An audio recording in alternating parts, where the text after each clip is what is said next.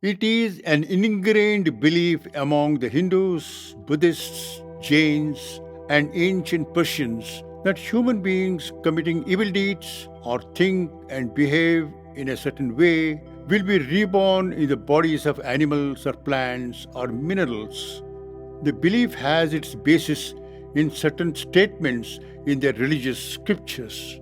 For instance, in the 12th chapter of Manusmriti, it is stated that one who commits felonious acts such as murder, adultery, and so on will be reborn after his death into the body of animals or plants. So do the Persian sacred book Desatir-e-Asmani. Rebirth of man in animal bodies is stated in the scriptures to follow even without such acts of felony as said before. For instance, an episode is narrated in the Vishnu Purana that one ascetic by name Jadabharata, engaged in ascetic practices in a forest retreat, happened to see the plight of a just born orphaned baby deer and, moved by compassion, he rescued it.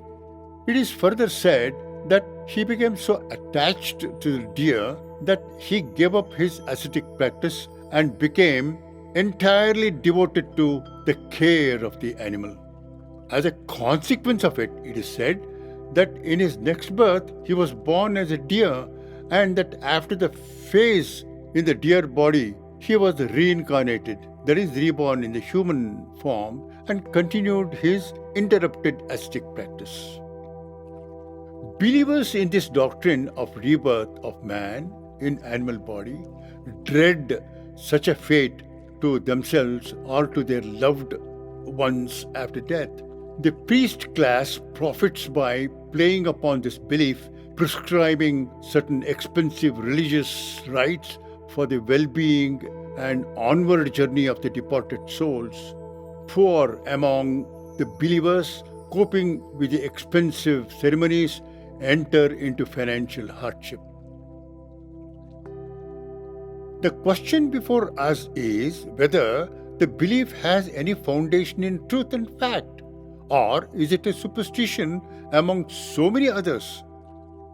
Theosophical wisdom says that no belief, no social custom, no tradition, however fanciful it may be, is without a basis in truth and fact, but which truth has been forgotten. The particular belief also has a scientific basis, but the true science of it has been lost, resulting in fear, superstition, and priestly exploitation. When the scientific knowledge underlying a belief is forgotten and lost, then that belief becomes a superstition. This is precisely what has happened to the belief we are considering, rebirth of man in bodies of animals, plants, and stones. Superstition gives rise to ignorance and fear, and it is regressive. What is the remedy for it? The only remedy and reform lies in regaining the lost knowledge and diffuse it widely among the people. What then is the scientific basis for this belief? The truth underlying this belief is to be discerned in the twin laws of karma and reincarnation, and in acquiring occult knowledge of after-death states of human beings. There are three occult laws of life, and understanding of these reveal the scientific basis of the belief. Let us consider them.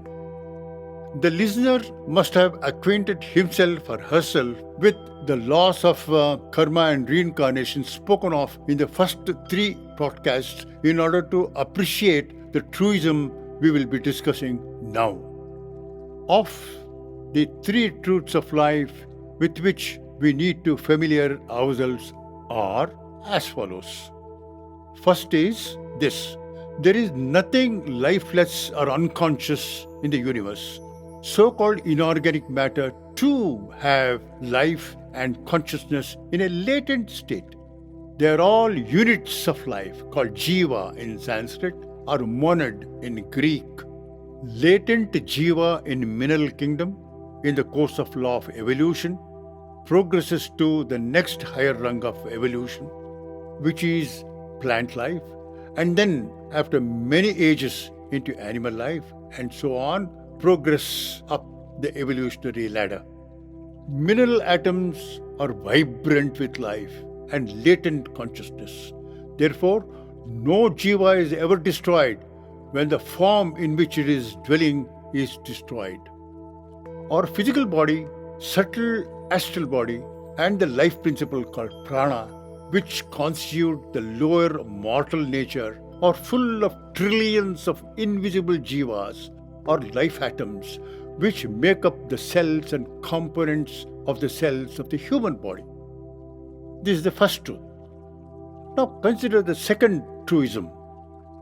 There is a perpetual streaming out of these life atoms from our body into the general reservoir of life in nature, and other life atoms from the great reservoir of life are entering our bodies.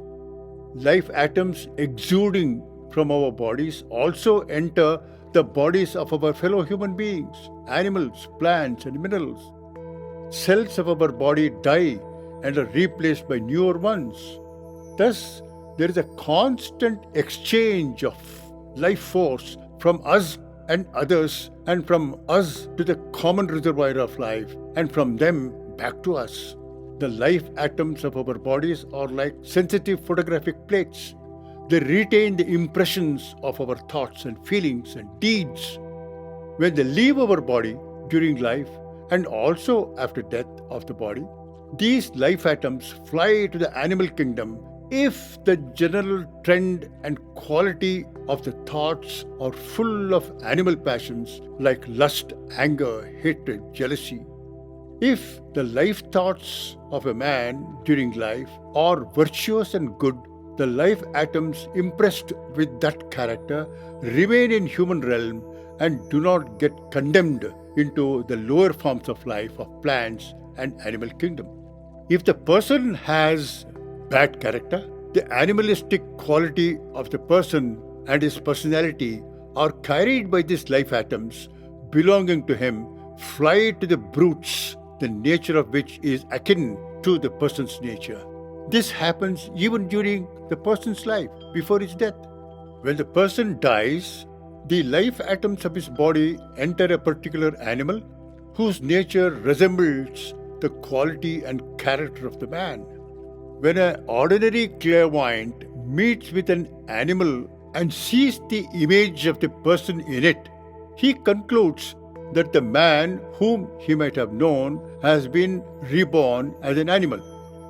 What is seen by the imperfect clairvoyant is not the real man, the reincarnating ego, manas, but the image of his personality impressed on life atoms of his which have been absorbed in the body of an animal.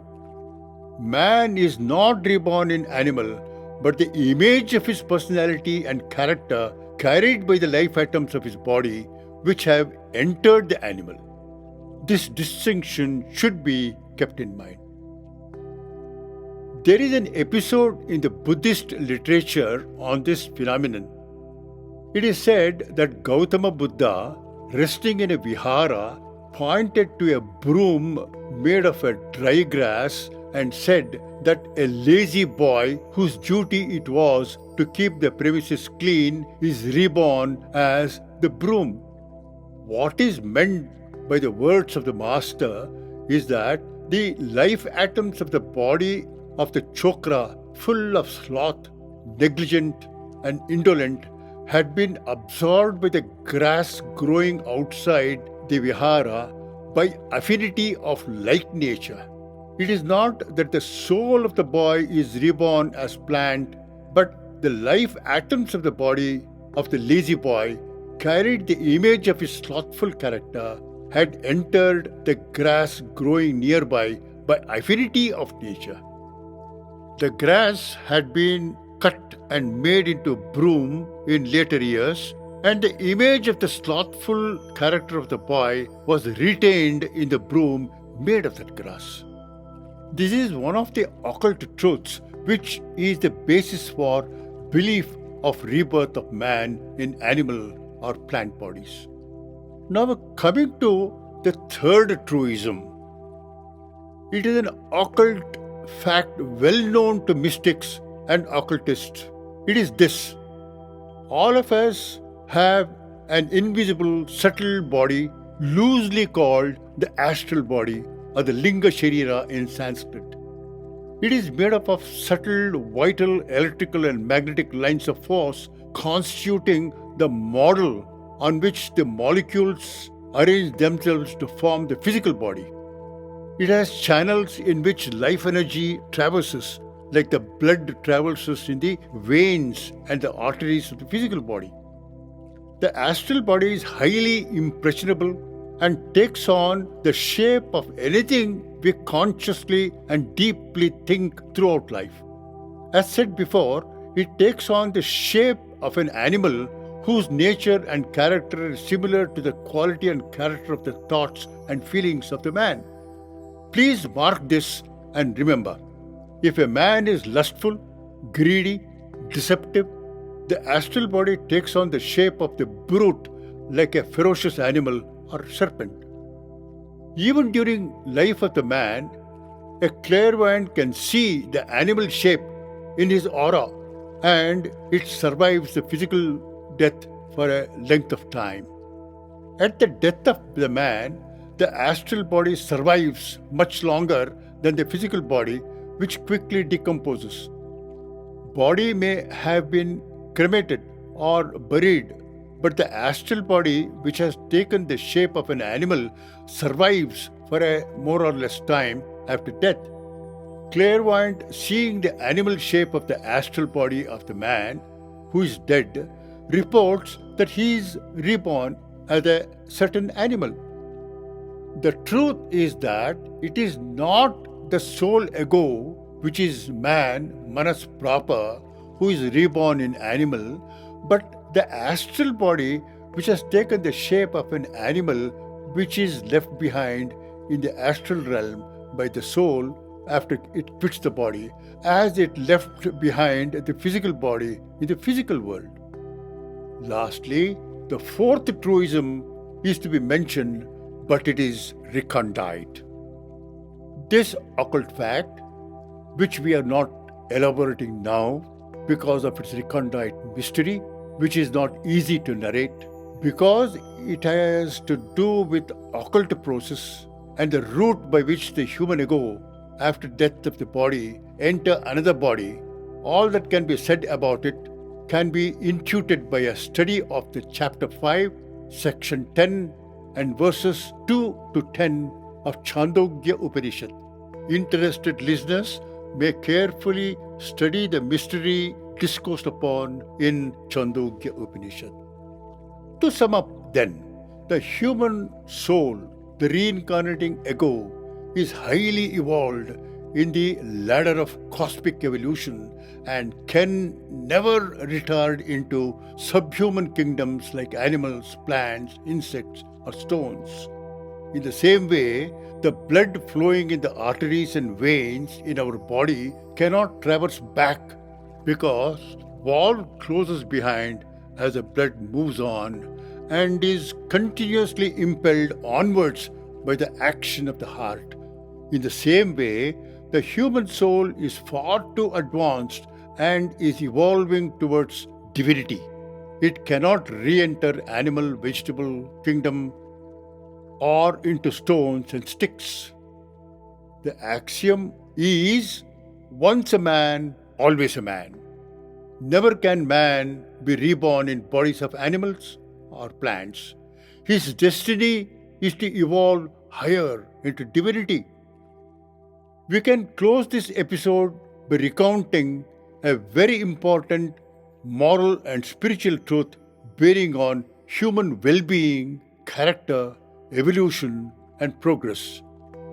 It is this, that it is the duty, dharma, of man to so think and live a life of higher purpose, following the laws of virtue, that the atoms of his body, which are evolving jivas or monads, are given nobler and spiritual impulse, thus aiding their higher evolution and help them to remain in the human realm when they leave our body and not go into the animal or plant kingdom.